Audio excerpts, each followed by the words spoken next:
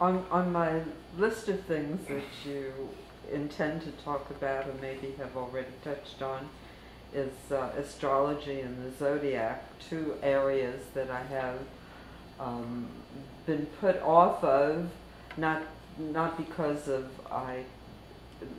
the lack of validity of it. I see it as being very valid, but because of the complex nature of it. It's just too many things to remember for me. But your memory is good, and I'd like to hear your reaction. Well, when we take a look at astrology now, when our modern scientists take a look back at, well, that's just a bunch of, what could that have to do about predicting the future? You know, modern scientific method is much better, although they can't really predict much. You know, it gets to the stage now where in quantum mechanics, they can't quite say that a particle would be there at a certain speed. There's a probability it will be there. So it's not that accurate, you know, in terms of our current physics, nuclear physics, kind of atomic physics. But they think that the method, well, what do the stars have to do? They're just light going around and they're like that. My take of it is that there's an order in the universe. There always has been and there always will be an order.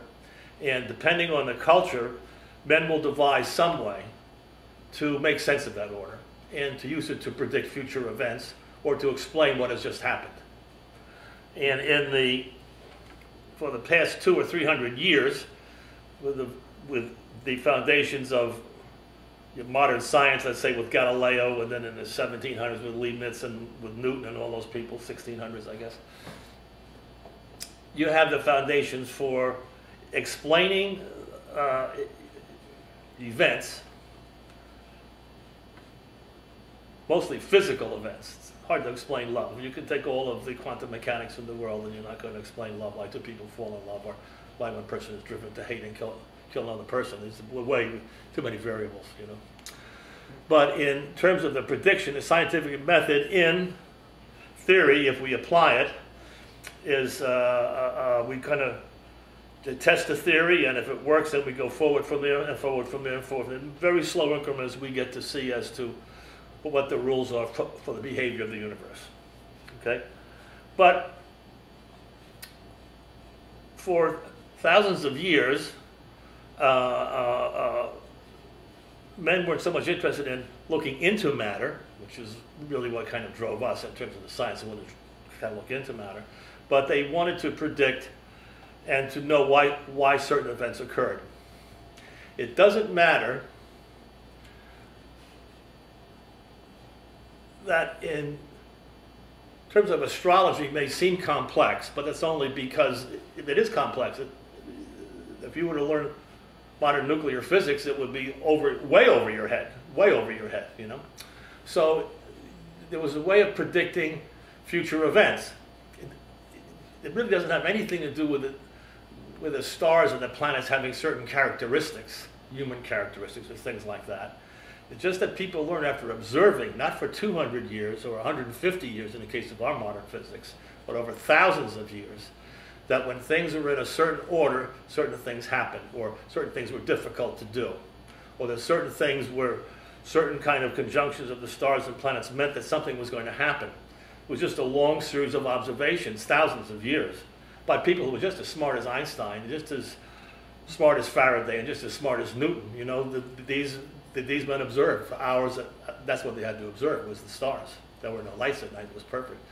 So if you see events happening around you in terms of deaths and births and wars and famines and things like this, and you're watching the stars and you're keeping some kind of record of it, after a while you'll begin to see certain kind of patterns. And that's why that you can still use astrology today to in fact just give you a guide as to what to do. It's mostly concerned with human actions, rather than the nature of matter. And that's not really of interest to it, because men didn't care about that.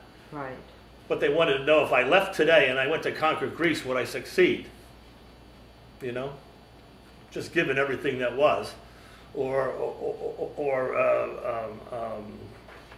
That's why the three wise men, who are just a kind of symbol of people who were skilled in astrology, knew something was happening about the time of Jesus' birth.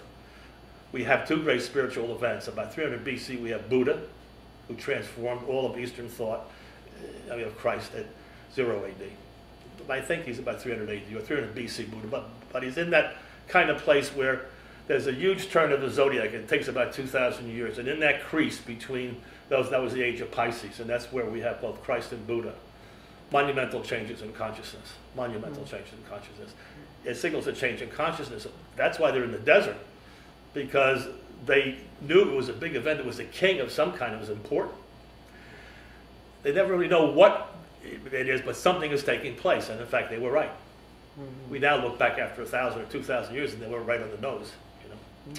So I think it also applies to Buddha, and we are now in that same kind of age. We are in that same crease between those great 2,300-year cycles. Some people think it started in the 50s or the 60s. Jung was always readjusting his kind of estimates, but time was always, you can't see it happening. It takes place. Just like I said, when Jesus was born, in the first 30 years, if you expect to see an explosion in consciousness from hate, eye for eye, tooth for tooth, to love thy neighbor, you couldn't see it. But over time you saw it, and people's sensibilities, their mind, their consciousness, the way they viewed the world changed.